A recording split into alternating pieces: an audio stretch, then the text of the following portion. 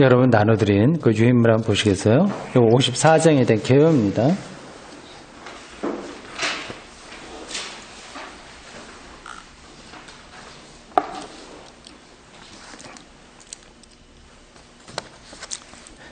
이 시에서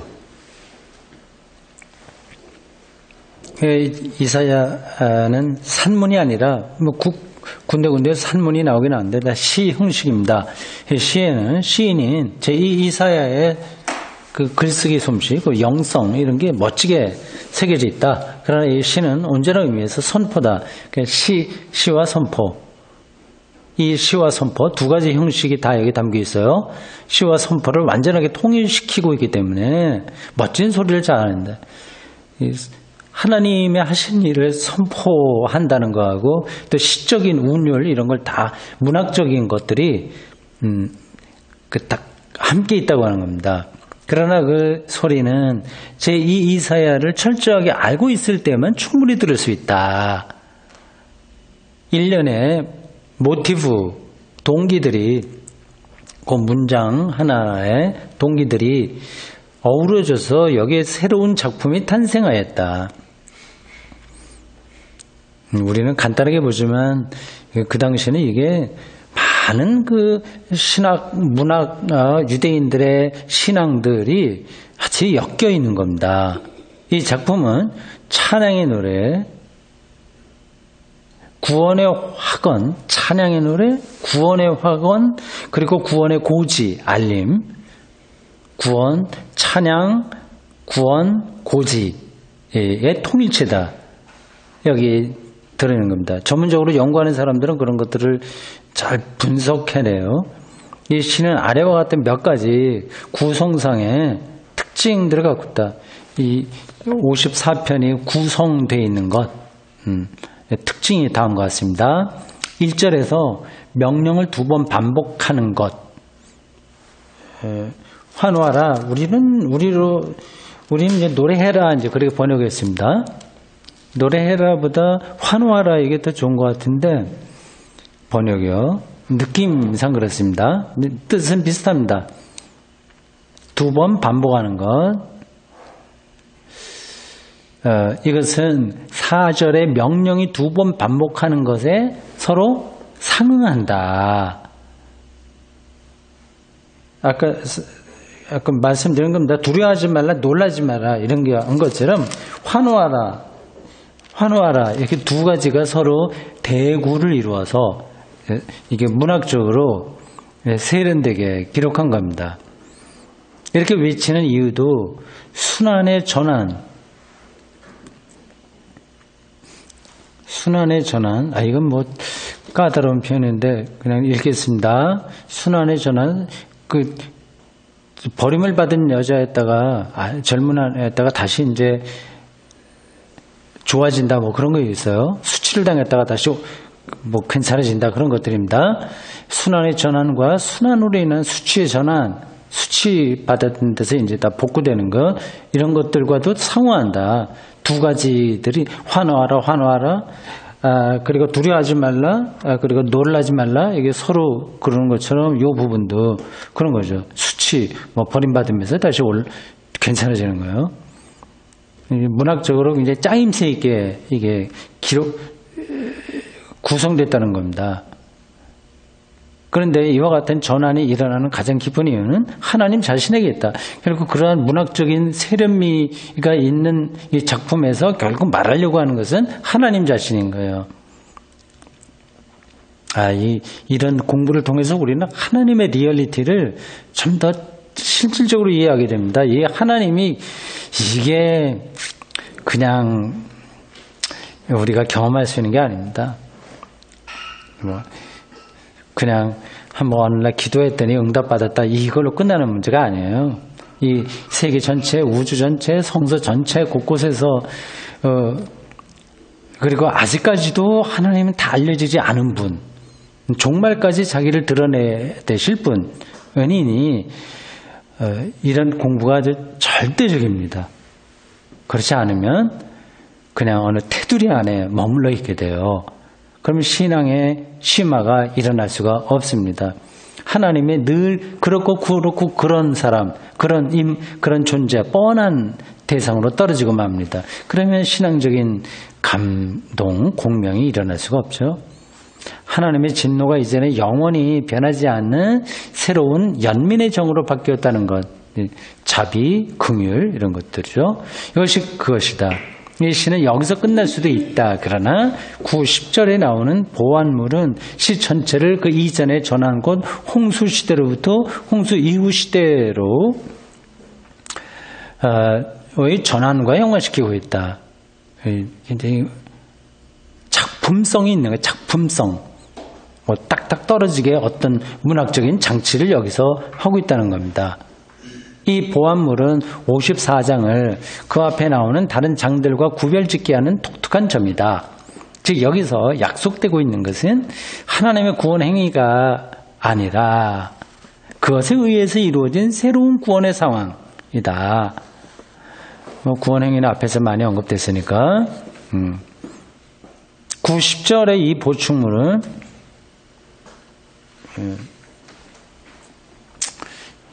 왜 보충물이라고 얘기하냐? 그 8절까지 이미 작품으로 볼 때, 문학적인 면에서 볼 때, 내용적으로 그렇고, 일단락 된 건데, 그 다음에 또 뭐가 들어오니까 보완물이라고 한 거예요. 54장에 앞에 나오는 구별되게, 여기서 약속되고 있는 것은 등등이다. 9에서 10절의 이 보충물은 8절과 10절의 두 결어들이 대구를 이루듯 서로 일치하고 있기 때문에, 두 가지씩이요. 서로 맞서서 상응하고 대꾸를 이루고 있기 때문에 그 괄호에 있는 거 그 내용입니다. 언어적인 측면에서 앞단락과 연결되고 있음이 분명하다. 그 외에도 세 연으로 이루어진 이 시의 밑바탕에는 탄식의 세 구성 요소들이 깔려 있다는 사실에서 이 시는 의식적으로 만들어진 통일체임을 알 수 있다. 그냥 어쩌다가 불려진 게 아니라 이걸 작성한 사람이 아주 분명한 방향성을 갖고 이렇게 썼다는 겁니다. 하나님에 대한 고발, 어찌해서 당신은 우리를 버리셨습니까? 당신은 우리에게 왜 얼굴을 숨기셨습니까? 어찌하여 우리에게 이토록 경노하십니까? 이게 바벨론 포로로 잡혀갔던 사람 유대인들의 마인드였어요. 그들은 그 식으로 불평했습니다. 내 인생살이가 왜 이따위로 떨어졌나? 이제 그런 거 비슷한 겁니다. 1인칭을 주어로 하는 탄식, 자식 없는 여인의 탄식, 뭐 등등등등. 그리고 많은 민족 탄식시에서 나오는 것과 같은 순환으로 인해 받는 수치에 대한 탄식, 이것이다. 따라서 이스라엘의 탄식은 그 끄트머리에 약속에서 다시 한번 환호의 외침으로 바뀐다. 작품성에서 완벽하게 어떤 것을 갖추고 있다. 그 얘기입니다. 54장을 다시 한번 살펴보면 여기에는 제2 이사야 예언의 특징이 매우 뚜렷하게 나타난다. 제2 이사야는 이 장에서 구원의 약속을 넘어서 구원과 함께 그리고 구원을 통해 함께 통해 새로운 구원의 시대가 이스라엘에 도래한다고 말한다. 즉 하나님이 은총으로 또다시 돌아보는 것은 영원히 변치 않을 새로운 상황의 시작을 뜻한다. 그런데 제2 이사야는 여기서 이 새 구원의 상태가 갖는 신학적인 측면에 모든 관심을 기울이고 있다. 신학적 측면. 따라서 이 장의 절정은 54장 7절의 선포임이 분명하다. 7절 이렇게 되어 있습니다. 내가 잠시 너를 버렸으나 큰 긍휼로 너를 모을 것이요. 요 짧은 구절이 이 54편 4장의 절정입니다. 여기에 다 모여 있는 거죠. 여기에요. 즉 이스라엘에게 새 구원은 하나님이 연민의 정을 갖고 돌아본다는 것을 뜻한다. 긍휼, 이게 연민의 정이거든요.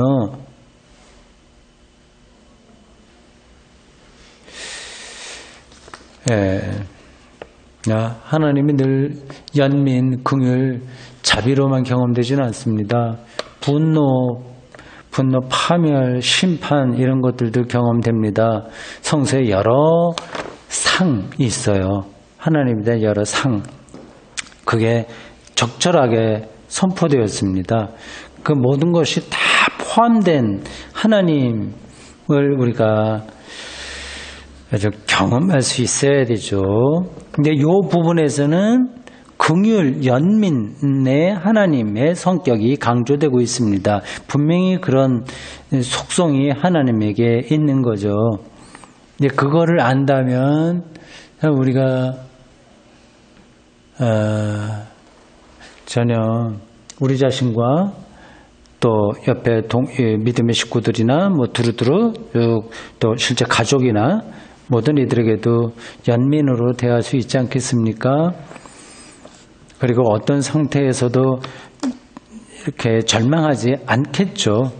하나님이 나에게 긍휼을 베푸신다고 하는 것을 안다면 어떻게 절망하겠습니까?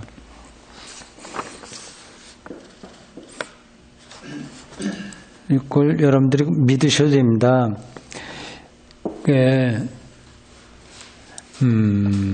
이런 쪽을 좀 생각을 한다면 여러분들이 완전히 나락으로 떨어졌다고 생각해 보세요. 인생이.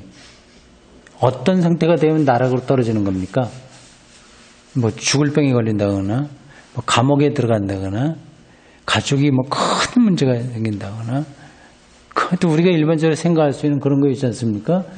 그리고 가장 큰 나락은 자기 죽음이죠. 자기 죽음. 죽음에 임박한 거예요.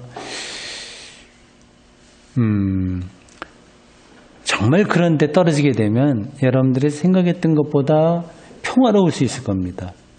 하나님의 자비와 연민이 여러분을 사로잡을 수 있을 겁니다.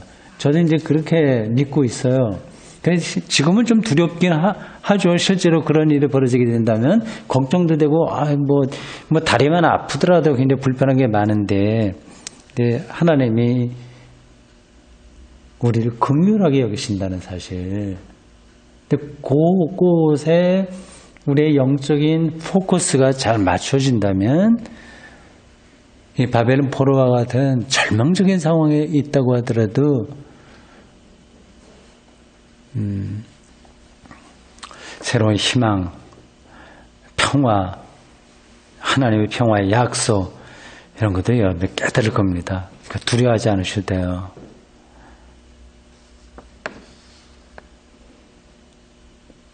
이스라엘과 관련하여 제2 이사야가 가장 중요시하는 것은 시온이 독신.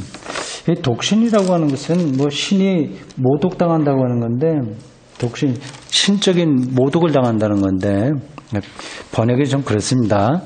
하여튼 굉장히 버림받은 것과 같은 그런 상태. 시온, 이거 예루살렘이죠. 유대를 가리킵니다. 그들이 그렇게 신으로부터 버림받은 것과 같은 상태로 떨어지는 것, 그것으로 인한 수치를 받는 것, 그런 것 때문에 고통스러워했는데 벗어난다는 것이다. 제2이사야는 새 구원의 시대를 적극적으로 묘사하는 일을 삼간다. 구체적으로 묘사하지는 않습니다. 신학적으로만 묘사합니다. 오히려 그는 전통적인 언어를 거의 바꾸지 않고 그대로 수용한다. 이 언어들은 새 영광, 새 평화를 구체적으로 구체화하기보다는 시사하고 있을 뿐이다. 그런데 바로 이 사실은 54장 전체가 제2이사야에 의해서 쓰여졌음을 뒷받침해 준다. 왜냐하면 새 구원의 시대를 보다 구체화하는 것은 바로 제3이사야이기 때문이다. 56장부터 나오는 그런 때부터 하기 때문에 이렇게 신학적으로 구원의 시대를 시사한다는 것만 봐도 이게 제2이사야의 작품이라고 하는 것을 알 수 있다. 이렇게 오토 카이저라고 하는 신학자가 설명했습니다.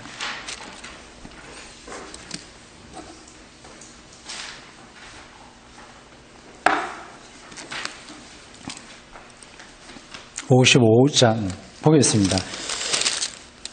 13절까지 있습니다. 우리가 자주 읽었던 내용입니다. 교독하시고 마지막 절은 통독하겠습니다. 오라 너희 모두 목마른 자들아 물러나오라. 돈 없는 자도 오라. 너희는 와서 사 먹되 돈 없이 값없이 와서 포도주와 젖을 사라.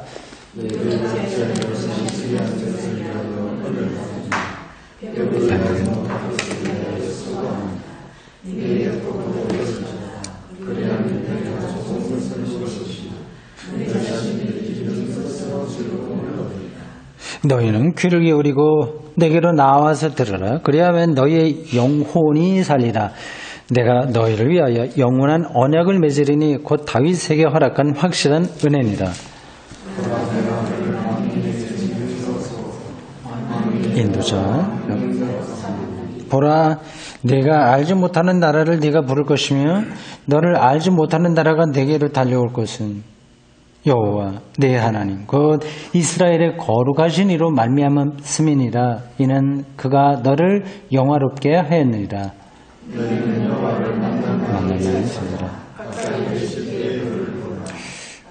이는 그 얘기를 불의한 자는 그의 생각을 버리고 여호와께로 돌아오라. 그리하면 그가 긍휼히 여기시리라. 우리 하나님께로 돌아오라. 그가 너그럽게 용서하시리라.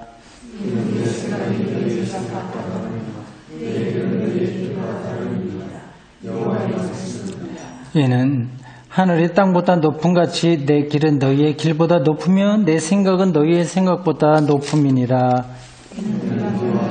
하늘로부터 내려서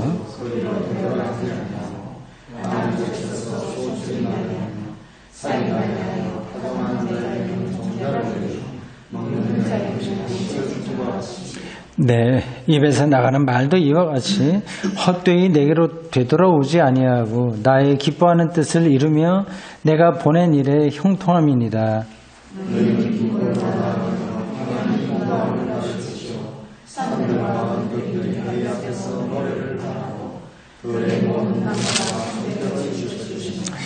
자나무는 가시나무를 대신하며 이것이 여호와의 기념이 되며 영영은 표징이 되어 끊어지지 아니하리라. 아멘. 네, 제2이사야의 마지막 장이었습니다.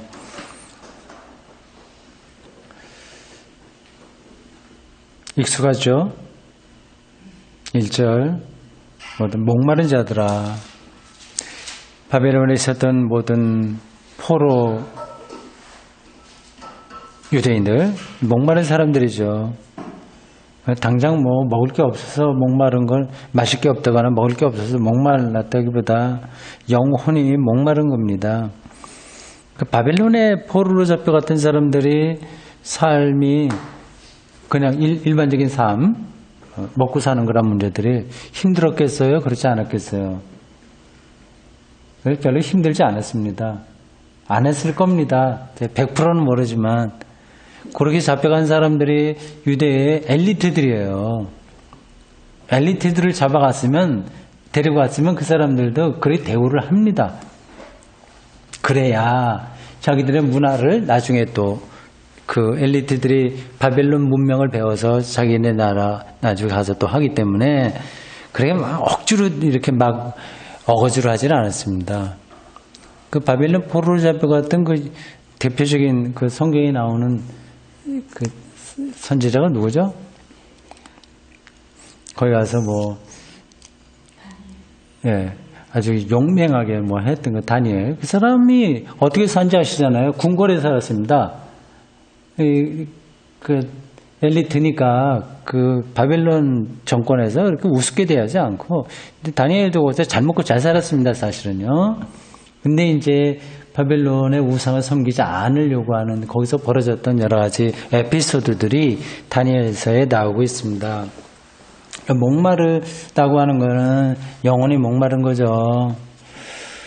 제가 설교처럼 말씀드릴 건 없는데, 지금 대한민국에 살고 있는 많은 분들이 영혼이 목말라 있는 거 아니겠어요? 제가, 아침에 일어나서 이제 뉴스를, 인터넷으로 잠깐 이렇게 검색을 합니다. 근데 그 중에 하나가, 인터넷으로는 전 세계 뉴스 다 검색할 수 있잖아요. 그 중에 하나가 이제, 베를린에 있는 신문사 타겟스 슈피겔인가? 타겟스 뭔가? 탁은 이제 토데이라고 하는 건데 하여튼 그 인터넷 신문을 봅니다. 우리나라 것도 좀 중요한 거 이렇게 들어와서 살펴보고 해요. 근데 분위기가 많이 다르네요. 근데 우리나라는 너무 일이 많아요, 일단. 네. 매일 새로운 일들이 너무 많습니다. 그리고 그것도 조용한 게 아니라 뭐 정말 시끌벅적하게 하는 그런 일들이 너무 많아요. 정말 정신없습니다. 그만큼 다이나믹한지 모르겠어요. 근데 베를린에서 그 독일의 수도죠. 거기서 나오는 대표적인 그 신문 거기 보면 내용이 밋밋합니다. 별로 없어요. 그러니까 사회가 안정적이라고 하는 거죠. 근데 우리 사회에서 벌어지는 게 좀 영혼이 목말라서 조금이라도 손해보면 큰일 날 것처럼 생각하는 거. 이게 거의 알레르기라는 단어가 맞겠나? 처럼 우리 사회를 혼란하게 만들 것 같습니다. 그래서 집값만 해도 그래요. 이건 뭐 여기서 말할 필요도 없는데 1년에 뭐 10% 뛰는 거는 뭐 우습고요. 어떤 때는 좀 늦게 많이 안 올라가게 하지만 서울 강남 이런 데는 뭐 몇 달 만에 뭐 1억, 2억 이렇게 올라간다고 하니까요. 어저께인가 제 막내 여동생하고 통화 좀 잠깐 할 일이 있었습니다. 뭐 이런저런 얘기하다가 그래 서울에 집값이 많이 뛴다고 하는데 네가 살고 있는 아파트 값도 많이 올랐냐 그랬더니 얼마냐 그래 물어봤어요. 근데 아파트가 조그맣거든요. 30평 될까? 안 될 것 같은데. 근데 9억이라고 해요. 근데 강남이 아니라 별로 아닌데요. 그냥 그런데도 그 정도 내가 한두 얘기를 하면서 강남 쪽으로 가면 똑같은 아파트가 18억 2배 이상이 된다고 얘기를 해요. 예. 근데 뭐 독일이나 유럽 다른 데 비슷하겠지만 이렇게 집값이 뛰는 건 있을 수가 없는 거죠. 근데 그것도 그렇고 교육 문제도 그렇고 그러니까 가만히 있으면 이게 큰일 날 것 같은 두려움 이게 우리 대한민국 사람들에게 머릿속에 꽉 차 있습니다. 이게 지금은 이런 데로 굴러간다고 하더라도 점점 세월이 흐르면 총체적인 어떤 그 불안 증세로 자리 잡지 않을까 싶은 생각이 들어요. 교회도 또 불안하고요. 이게 참 그렇습니다. 목이 마른 거죠. 영혼이 목마른. 근데 돈 없는 자도 와라. 값없이 와서 포도주와 저주 사라. 그러니까 하나님이 주시는 안식은 돈 없이 가능한 거죠.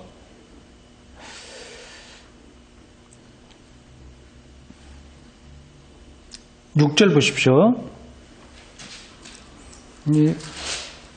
목마른 자가 와라. 그리고 값없이 사라. 준다. 그런 얘기는 곧 6절에 나와 있는 대로 여호와를 만날 때 찾으라라고 하는 얘기입니다. 오라고 하는 건 찾으라고 하는 거죠. 가까이 계실 때 그를 부르라. 그러니까 앞에서 54장에서 얘기할 때 한 나온 개념, 연민, 하나님의 긍휼, 자비, 그걸 붙드는 거예요. 그게 이제 찾는 거고 부르시는 겁니다.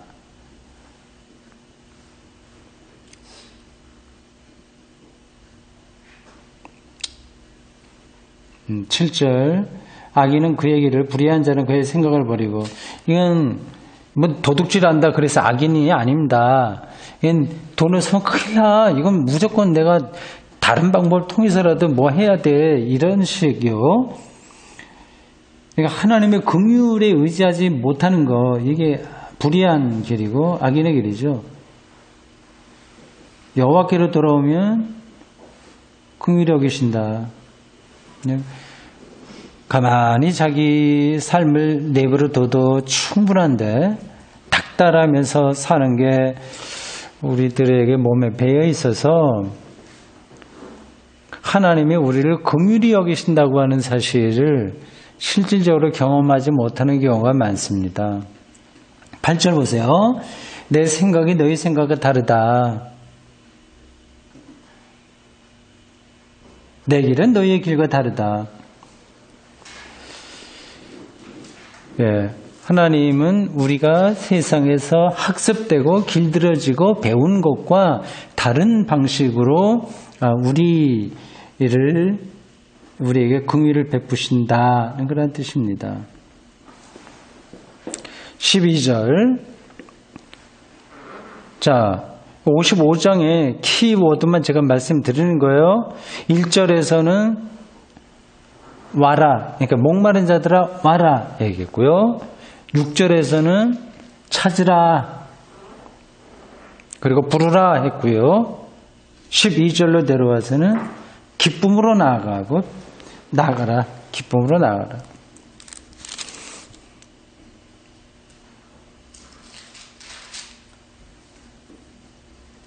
기쁨으로 나아가며 평안히 인도함을 받을 것이다. 산들과 언덕들이 너희 앞에서 노래를 바라고.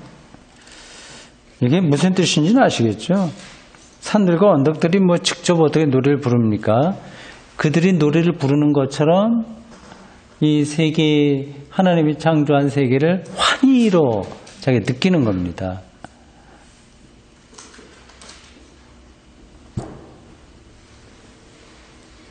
들의 모든 나무가 손뼉을 칠 것이다. 그런 경험은 하실 거예요. 나무가 손뼉을 친다. 그리고 뒤에 뭐 비슷한 이야기입니다. 잣나무와 화석류. 네, 그렇게 되어 있습니다.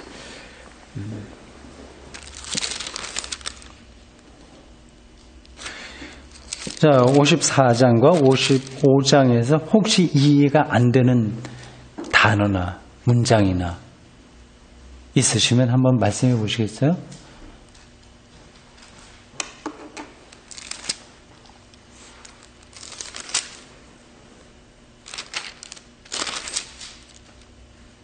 여기 55장 요 내용이 참 좋죠? 여기에 멋있게 쓴 거로만이 아니라 실질적으로 우리의 영혼을 건강하게 이끌어주는 말씀입니다. 네, 기도하겠습니다.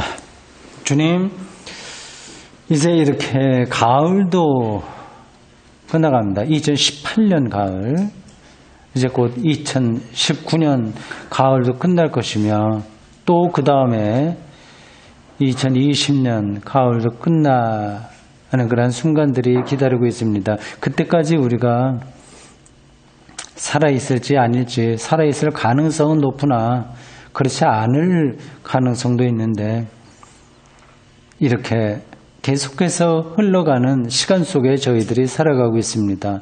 그 무엇으로도 인간이 만든 것으로는 채울 수 없는 영혼의 깊이, 그 어두움 속에 저희들이 완전히 벗어나지 못하고 있습니다. 오직 유일한 길은 우리가 함께 어스틴의 기도문에서도 읽었고 오늘 제2이사야의 마지막 단락인 이사야 54장과 55장에서도 읽었듯이 하나님의 자비, 긍휼, 하나님의 연민, 하나님의 평화의 약속에 온전히 사로잡히는 것입니다.